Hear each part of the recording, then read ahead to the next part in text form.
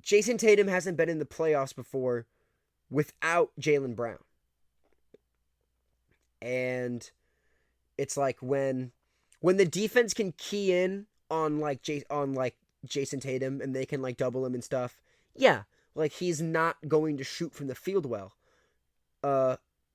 Kemba really didn't play well that series, but he's been injured all season, and Evan Fournier better stop shooting 3 for 8, 3 for 10 from the field every single game, or the Celtics are gonna fucking get rid of him. Like he was supposed to come in as this lethal 3-point shooter, and honestly, I didn't see he maybe played like that. He maybe played as advertised twice since he came to the Celtics. Like he just didn't play up to the standards that he was supposed to play at, which was infuriating to watch. So it's like, and the Celtics have no Tristan Thompson's good. When Robert Williams like grows out into his man body, he's gonna be nice. So like Robert Williams is gonna become the next like 5 defensive presence for the Celtics, and it's gonna take a load off of Jason Tatum and Jaylen Brown and Kemba Walker. Just you watch. But the Nets are favored to come out of the East. I think it could be Milwaukee, especially now that Embiid's injured. But who's going to come out of the West? Blazers are out. Memphis is out. The Lakers are out. And probably the Clippers are going to be out tonight. Maverick. I'm going to start with the Mavericks. Luka is playing absolutely fucking phenomenal. Hold on. Because I took a picture of this the other day. Highest percentage of field goals accounted for in NBA playoff history. Allen Iverson in 2003 at 80.6%. LeBron James in 2015 at 81.3%. And Luka Doncic 2 nights ago with 83.8%. He scored or assisted on 31 of the Mavericks' 37 field goals. That is absolutely ridiculous. It's absolutely ridiculous. The dude is 22 years old. Paul George is an elite defender, and Kawhi is an even better one. And nobody seems to be able to stop him except for when he has nerve damage in his neck. When he can barely move his head side to side. That's the only way you can stop him is when he's injured when you're playing on the Clippers. Like he's 22 and he's tearing this team apart, and this team was the team that was supposed to dethrone the Lakers, or at least like contest them in some way, and they haven't been able to do shit in the playoffs. They haven't been able to do shit. And it's like, why? And it's like, why? Paul George got extended for way too early for no reason. And Kawhi, if they lose tonight, Kawhi is probably going to leave. And Paul George is going to get stranded on the Clippers. And they're not going to know what the fuck. They're going to have absolutely no idea what to do next season. But the Mavericks, like, I really don't think the Mavericks can come out of the West because they're not a deep enough team. Porzingis doesn't play well enough. Finney Smith is good, but he doesn't play well enough. Hardaway's good, but he doesn't play well enough. Boban, honestly, on paper, is their second best player because he is just like such a dominating paint presence that every time he gets the ball underneath, you have to foul him or he's going to score because he's just bigger than everybody else. Like you watch Game 5, Luka would feed him the ball and he would get hacked every single time he had it because like they just had to, or else Boban would drop 25 points a night. Because you can't leave him unattended, obviously, because like he just takes up so much goddamn room. because he's a fucking unit. So it's like when your second best player is Boban, like it's really not like they need like Kawhi to come to the Mavs when he's a free agent, or like Steph Curry. If I was Steph, honestly, like I'd sign a 1-year deal with the Warriors, and if Clay comes back and he's okay, then like keep running it back. But sign that. If I'm Steph, sign a 1-year deal, and if Clay's not right, get the fuck out of there and go play with Luka, or go play with like Dame, or go play with Julius Randle, or just go play with LeBron, dude. Honestly, or go play with Giannis. Like, I mean, there's just but I'm not talking about Steph.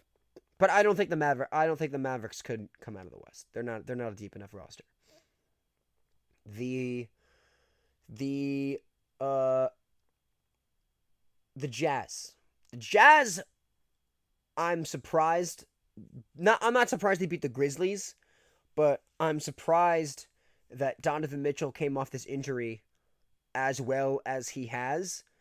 The dude, Stephen A. Smith says it all the time, and there is no lie in this statement. Donovan Mitchell is Dwayne Wade 2.0. He dominates. I've really never seen a guard. He's built the same way Dwayne Wade is.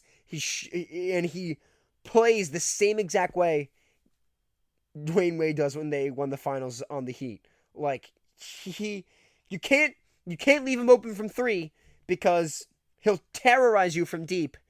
And if you don't give him an inch and you play him on the ball, he'll take you to the rim every single goddamn time. Every single goddamn time. Or if you give him a step, like he'll put a move on you thinking he's going to go to letting you think he's going to go to the rack, and then he'll just pull it from wherever he's standing. Like Donovan Mitchell is a complete 3-level player, and he plays good defense. No, he's not the elite he's not no elite defender, but like he plays pretty good defense, and like gets the rest of his very, very good 3-point shooting team open, and Rudy Gobert. Like he gets everybody open. Like he moves the court. He sets the game at his own tempo, which is, if any player with the ability to do that, guys like Chris Paul, guys like Dame, guys like LeBron, guys like Steph, like when you have the ability to set the game at your own speed, the rest of the other team is in the palm of your hands, dude. That's how the NBA is now, because it's just so offensively run by guards. If you don't have good guard play, there is absolutely no way you can get to whatever conference finals of the side of the conference that you're in. No way. You need an A grade guard, you need a B grade guard, and then you need like B plus, like you need like a B plus average 3, 4, and 5. But you need an A plus. You pretty much need an A plus grade guard to make it to the finals, at least. Like that's just what the NBA is now, and it's good to see, because there has literally never been this much talent in the NBA ever. Like you got old guys like Bron, Chris Paul, Kevin Durant, like Steph. They're all Westbrook. They're all low key old. Like they're gonna be gone within 5 years. All those guys will be gone, and then the league is gonna be left with guys like Tatum, Trae Young, Julius Randle, Donovan Mitchell, John Morant, Zion, Jaylen Brown. Like so many young players who are just like going to the league. Devin Booker. The league is in very, very, very, very good hands, and it is going to be so exciting to see this next wave of players who, or I guess this current wave of players who are going to like overtake the current players for like top 10. When the top 10 in the league now all leave, and then like it's like the current top 10 players who are under 25 then become the new top 10 players in the league, that is going to be De'Aaron Fox. That is going to be something to see as well. But I think, honestly, like, my bet is on Jazz, and I'm not trying to sleep on the Suns. But Jokic is the MVP for a reason. Okay, but think about this. You watched AD. When AD drops 30, the Suns can't beat them. Because it's like AD's dropping 30 and getting boards. And then like their other best player, LeBron, their other good player is putting up 20. And then you got another player putting up 10. You got another player putting up 10. You got another player putting up 10, 15. And then like there's nothing the Suns can really do about it because DeAndre Ayton's getting overwhelmed by a center. Jokic, unlike Anthony Davis, doesn't get injured. Jokic, as of now, has the ability to stay healthy. So Jokic is going to very, very, very harshly intimidate DeAndre Ayton. And Ayton's going to be practically neutralized in this series, which is a very key factor for the Suns' success. Now, although the Nuggets don't have Jamal Murray, Michael Porter Jr. just had 22 points in the first quarter against the Blazers the other night, and it's like he is evolving right before your eyes. He's the player that like people thought he was going to be. Like he's turning into that right now. Austin Rivers can play. Campazzo can play. I don't care that he's fucking like 5'3". He can fucking play. I really think that the Nuggets can beat the Suns strictly on Jokic doing his thing underneath, and everybody else putting up. Like Michael Porter Jr. can put up 30. Like Austin Rivers can put up 20. Campazzo can put up 15, 20. And even though they don't have Jamal Murray or Will Barton, two of their starters, like I think that the Nuggets can come out of this West. The Nuggets can come out of the West, and then next season, if the Lakers look like they did this year, it's gonna be my picks are Warriors Nuggets conference finals because Klay is gonna come back and the Warriors are gonna put the league on notice. But like Nuggets Warriors is a very high possibility because of that starting five is Jokic, Will Barton, Michael Porter Jr. at the 3, Austin Rivers at the 2, and Jamal Murray at the 1 doing his thing. Like it's a very unbeatable team. And I really think that the Nuggets, now that the Lakers are out, I think the Nuggets have a very good. It's the Nuggets conference to lose right now, in my opinion, because Mavericks aren't deep. Outside of Rudy Gobert, the Jazz really don't play that good.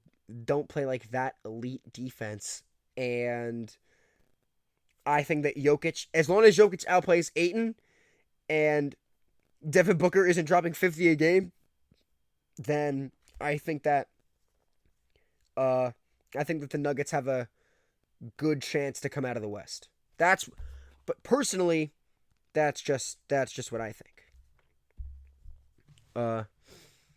Okay. Now it's time to get to the sad stuff. First off, I want to congratulate Trae Young because I am not a sore loser. I want to congratulate Trae Young. He, in my opinion, has solidified himself as a top 25 player in the NBA. Like, the Knicks led the league in defensive efficiency. They led the league